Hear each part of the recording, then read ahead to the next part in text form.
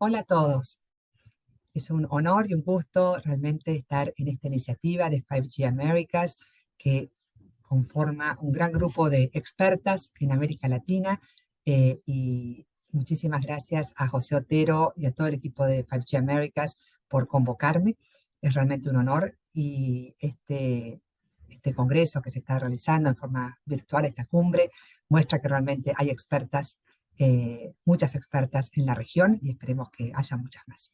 Así que bueno, quienes no me conocen, mi nombre es Sonia Agnese, soy Senior Principal Analyst para Omdia, cubriendo América Latina. Y hoy les voy a presentar sobre las tendencias del sector de telecomunicaciones y particularmente los nuevos modelos de negocio que están apareciendo en la región y también en el mundo. Así que voy a compartir una presentación.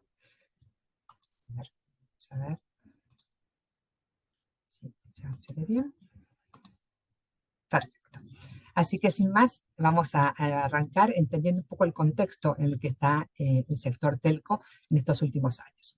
Entonces, acá podemos ver, digamos, cómo vienen los ingresos en estos últimos años a nivel global, en dólares corrientes, y podemos ver que antes de la pandemia ya el sector venía con una disminución en los ingresos a nivel global. Podemos ver que estábamos hablando de una reducción del 4,3% entre estos últimos 5 años, y que principalmente esto estaba dado por, obviamente, los servicios de voz tradicional que han ido disminuyendo y siguen disminuyendo, pero también el servicio móvil se observa una reducción cercana al 7%. Obviamente va a depender de acuerdo a los mercados, pero esto es a nivel global. Y esto debido al gran nivel de competencia, reducción en los precios, y esto ha generado un mercado altamente competitivo en el sector móvil. La banda ancha fija todavía en alto crecimiento, que en ese periodo creció un 21,7%.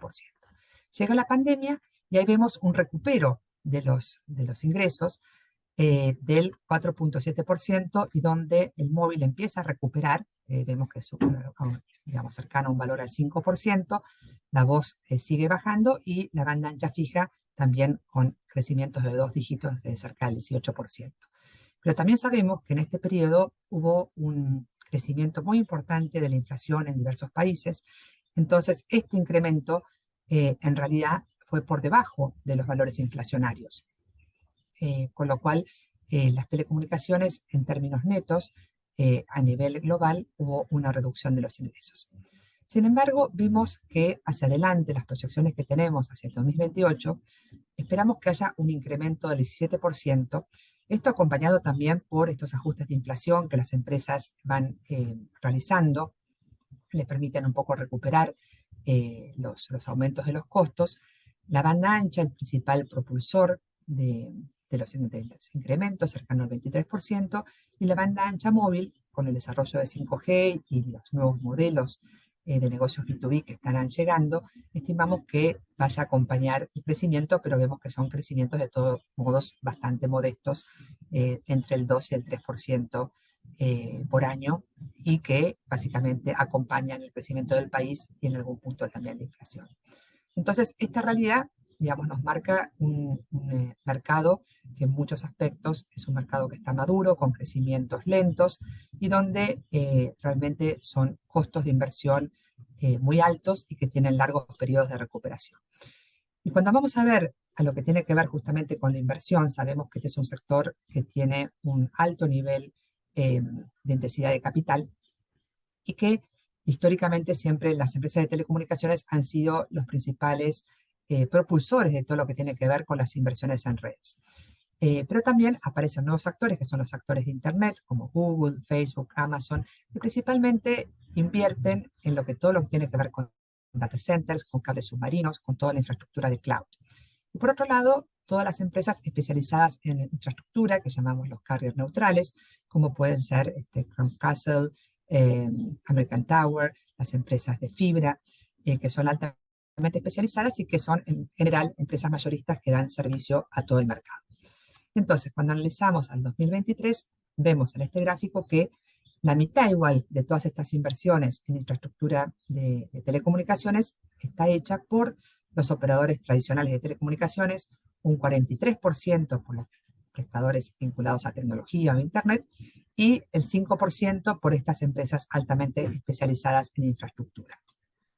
Entonces, cuando lo vemos en el recorrido del tiempo, vemos que el CAPEX o la inversión que vienen haciendo los operadores de telecomunicaciones en general es estable, aunque en los últimos años ha disminuido levemente.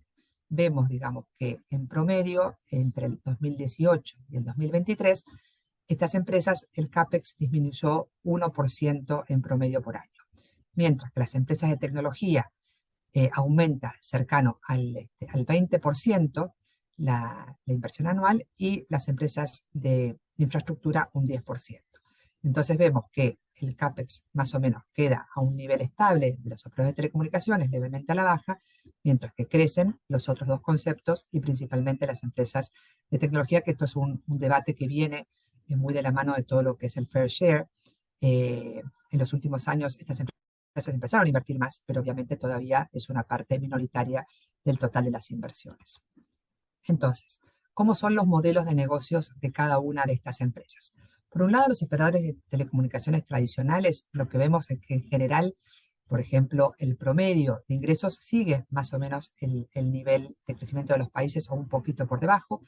A nivel global vemos que fue entre el 2022 y el 2023 cercano al 1%, mientras que las empresas de tecnología crecieron a 2 dígitos, 32%, y los carriers neutrales al 30%. Esto también porque hubo muchísimos más operadores que entraron al mercado. En cuanto al negocio, digamos, las empresas de telecomunicaciones históricamente han invertido alrededor del 17%, 18% de los ingresos, es el CAPEX Intensity que usualmente se llama, pero ha disminuido levemente, 16.5%. Las empresas de tecnología es mucho más bajo, históricamente era el 5 o 6%, pero ha aumentado a cercano al 9%, mientras que los proveedores neutrales, el ratio de inversión es mucho más alto porque es un modelo de recupero de inversiones a largo plazo. Estamos hablando cercano a un 32%. Entonces, estas empresas tienen un modelo mucho más cercano al real estate, donde hacen una inversión, una determinada infraestructura, pueden ser torres, pueden ser infraestructura de fibra generalmente, y donde el proyecto de recupero de estas inversiones es tal vez a 10 años y tiene un activo que, digamos, solventa ese recupero en los próximos años, que generalmente está asegurado por clientes que son los operadores de telecomunicaciones.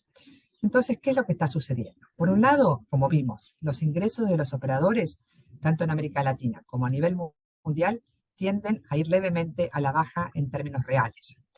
Mientras que el tráfico crece, esto muy fuertemente en los próximos años, impulsado por todas las aplicaciones de inteligencia artificial que requieren altas velocidades de tráfico para procesamiento de gran volumen de datos. Acá también es un desafío de adecuar las redes para todas estas aplicaciones que están ya sucediendo y las que van a venir a futuro, con todo lo que tiene que ver con, por ejemplo, los temas de realidad inmersiva, los temas holográficos, todo lo que tiene que ver con el sensing. Así que esto es tráfico que aumenta a valores exponenciales, y podemos decir que de acá a 5 años se va a cuadriplicar el tráfico de las redes. ¿Y qué pasa con el CAPEX, con las inversiones? Lo que vemos es que la tendencia de los operadores, como les dije, es levemente a la baja. Ya, por ejemplo, varios grupos en América Latina han dicho que las inversiones para el año 2024 van a ser menores al 2023. Y esta es la tendencia, también en parte porque ha cambiado un poco el modelo de negocios, viendo la posibilidad de que en vez de invertir en sus propias redes, tratar de utilizar al máximo posible redes de terceros. Y esto es lo que vamos a ver con los nuevos modelos o las nuevas identidades de los operadores de telecomunicaciones. Entonces, lo que hablamos nosotros de evolución al 2030, identificamos 3 grandes grupos de arquetipos o de operadores que tenemos. Algunos que los denominamos los utility operators, aquellos operadores que están principalmente orientados a brindar servicios de infraestructura mayorista. Como hablaba antes, estos operadores que están invirtiendo alrededor del 5% del total de la inversión en las redes. Básicamente son operadores que buscan una alta eficiencia, que tienen redes que tienen una alta resiliencia, y generalmente son proveedores que dan servicios wholesale, donde buscan maximizar el uso de esa infraestructura por varios operadores. En muchos casos desarrollan redes propias y en otros casos adquieren redes y que lo hacen con un modelo de, venta y luego queda como cliente cautivo o cliente ancla aquel que le vendió esa red. Pero bueno, son un tipo de operador que viene del pasado, hace muchos años, pero que ahora ha tomado un resurgimiento. Y en muchos casos también este tipo de operadores históricamente eran operadores que estaban impulsados por los gobiernos, con una idea de generar una red que fuera neutral y que todos la pudieran utilizar. Esas redes que fueron desarrolladas a veces por muchos gobiernos, vimos que en general no era algo que el sector privado aceptase porque era todavía un momento de desarrollo de red y donde era más conveniente desarrollar la propia red. Y entonces aparecen estos modelos de operadores utility, que nosotros los llamamos de infraestructura, pero bajo un modelo de negocio privado, de acuerdo entre partes, y donde realmente hay una oportunidad acá interesante, tanto para el operador como para el que desarrolla este negocio. Luego tenemos el orquestador, que básicamente es la evolución del actual operador, pero donde, como les decía, en muchos casos se dan cuenta que no tienen ese capital necesario para seguir desplegando la red, entonces necesita encontrar diferentes tipos de acuerdos, de alianzas, que son cada vez más importantes, para poder utilizar redes o servicios de terceros. Entonces acá aparece, digamos, como un gran orquestador, tratando de sumar a sus propios recursos de terceros para hacerse cada vez más eficiente, las mayores sinergias, y en qué casos es necesario que ellos inviertan en forma directa y en qué casos conviene que utilizar redes de terceros bajo un modelo de gasto de OPEX en vez de un modelo de CAPEX. Entonces, acá lo que es importantísimo es que sean muy enfocados en la automatización de las redes. Acá viene de la mano de la inteligencia artificial y toda la potencialidad que esto le da a los operadores con las nuevas herramientas, y a la vez una estrategia muy clara y muy ágil para desarrollar acuerdos que son claves, que son acuerdos a largo plazo. Y por otro lado, todo lo que venimos escuchando, ¿no? De la telco a la techco.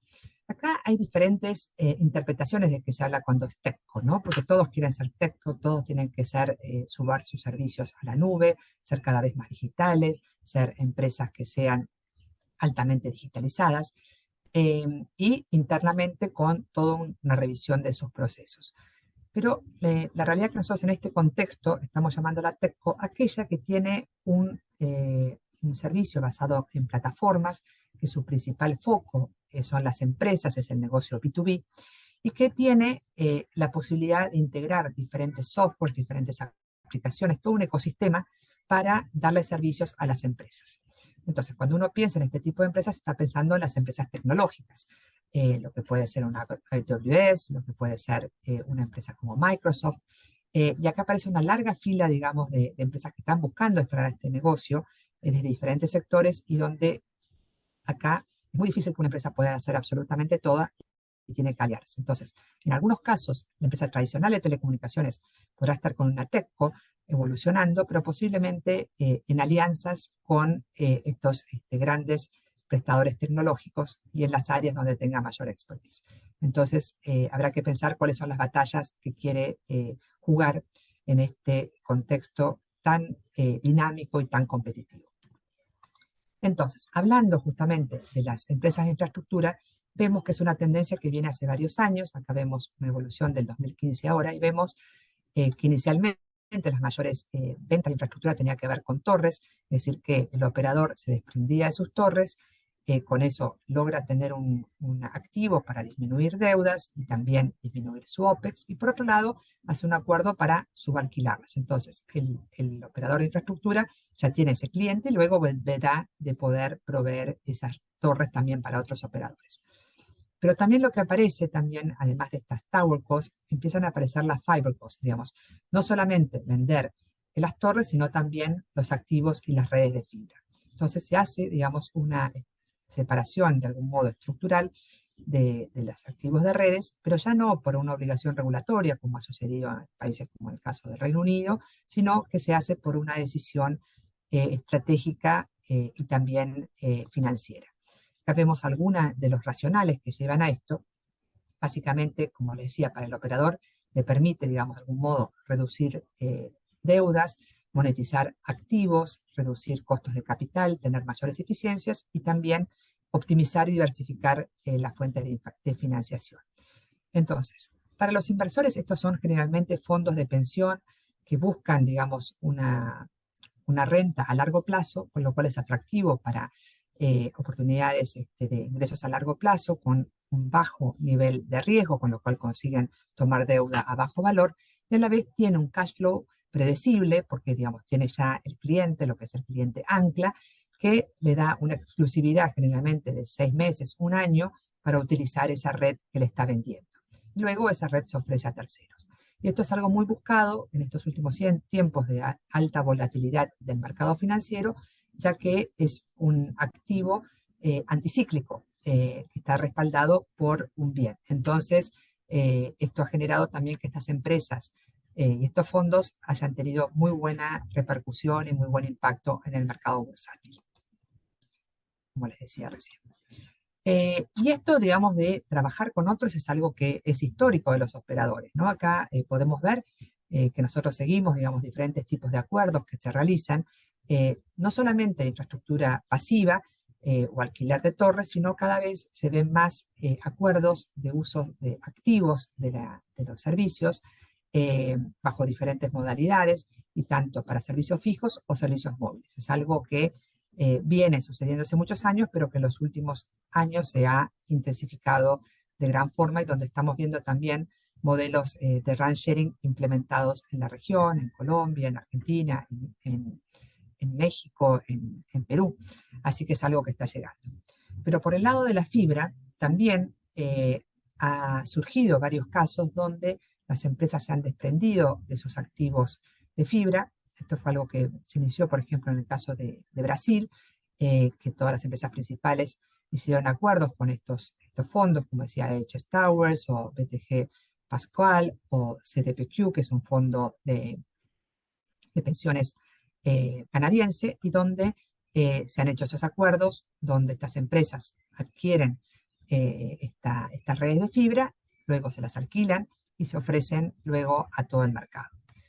Otro de los casos muy importantes es el caso en Perú, Chile y Colombia. Está la empresa OnNet.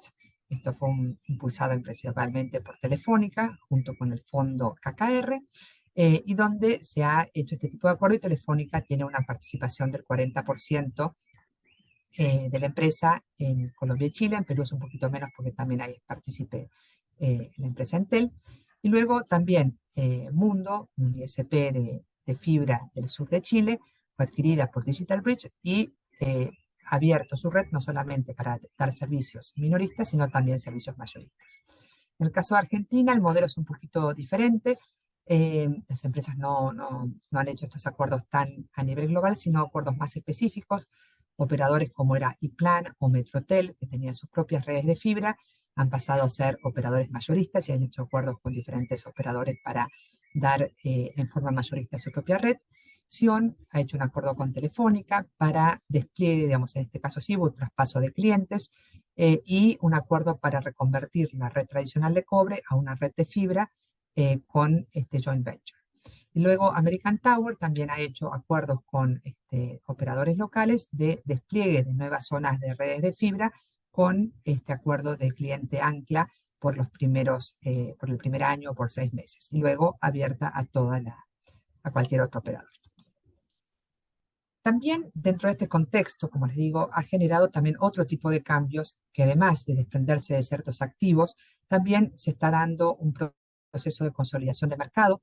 Tal vez lo más significativo es lo que se ha anunciado en Colombia de la adquisición de Tigo a Movistar. Y por otro lado, digamos, con la situación que se ha dado de la empresa WOM, que se ha presentado en convocatoria de acreedores y que, bueno, habrá que ver esos activos cómo se readquieren tanto en Colombia como en Chile. A la vez también en Chile se ha dado un proceso de consolidación entre Claro y la empresa de cable de Liberty BTR, y en Costa Rica tenemos también la fusión entre Liberty y Tigo. En Brasil hay un proceso bastante amplio a raíz del proceso de quiebra de Oi, donde los suscriptores móviles se dividieron entre los 3 operadores, se pasó de un modelo de 4 operadores a 3 operadores, eso, vamos, se da como un modelo más sano del mercado y sin tanta presión por baja de precios. Y luego la infraestructura fija también se ha creado un operador mayorista y también se ve un fenómeno de consolidación de pequeños operadores ISPs, principalmente de fibra, en todas las zonas por fuera de las principales capitales. Así que bueno, también un panorama de alianzas y de consolidación en diversos mercados. Entonces, como para ir concluyendo, acá podemos ver, digamos, que el sector de América Latina está previendo, digamos, un desarrollo tecnológico, digamos, en los próximos años. Desde Omdia estimamos que las conexiones 5G van a ser hacia el 2028 el 55% de las conexiones y la fibra viene creciendo a un ritmo muy alto, con lo cual estimamos que también al 2028 va a ser cercano al 73% de las conexiones. El Fixed Wireless Access, el acceso inalámbrico, siempre se habla como una oportunidad. Los costos son todavía un poco altos en algunos de los casos por el costo de los dispositivos, pero hay un mercado interesante y que creemos que, bueno, igual será una parte menor, cercana al 6% del total de conexiones, y esto también acompañado por una participación de los accesos satelitales, creo que también entendemos que serán actores de nicho. Entonces, como para llegar a algunas conclusiones de cierre, me gustaría destacar la importancia, digamos, que en este contexto donde hay tanta presión en los ingresos, la reducción de costos y desarrollo de mayores eficiencias, de la mano también de todas estas herramientas de digitalización, de subir todo hacia el cloud, de tener, digamos, herramientas mucho más digitales y con el impulso de la inteligencia artificial, es una prioridad número uno de los operadores para justamente mejorar sus márgenes y poder seguir siendo competitivos. Por otro lado, básico, ¿no? Pensar en modelos de colaboración, trabajar tal vez con el que era el competidor, ahora es un nuevo aliado, y también nuevos acuerdos con diferentes actores, y donde estos nuevos modelos de negocios, donde tal vez ya el operador no es tan dueño de sus activos, que eso no es lo fundamental, sino basarse fuertemente en una diferenciación en los servicios que brinda. Y como para cerrar, no puedo dejar de mencionar la importancia que tiene la inteligencia artificial. Estamos viendo, digamos, la explosión que esto ha tenido, que es el cambio más significativo en los últimos años. Tomar las oportunidades que esto brinda, donde, bueno, muchos de los datos que hoy tienen los operadores que no se pueden utilizar con la inteligencia artificial, hay una oportunidad de eficientizar, de buscar mejores ofertas para los consumidores, mejorar muchísimo todo lo que tiene que ver con la atención del consumidor. Hoy por hoy lo vemos ya muchas aplicaciones, pero principalmente orientadas a los chatbots y a toda la interacción con el consumidor y grandes ahorros en lo que es call centers y oficinas. Y estamos viendo los primeros pasos de mayores eficiencias en la red hacia esto que hablábamos de la alta automatización. Así que muchas oportunidades con la inteligencia artificial para los próximos años. Así que bueno, con esto termino. Quedo a disposición. Aquí tienen mis datos. Puedan contactarme para lo que necesiten. Y muchísimas gracias nuevamente 5G Americas por esta oportunidad. Les deseo a todos un excelente día. Gracias.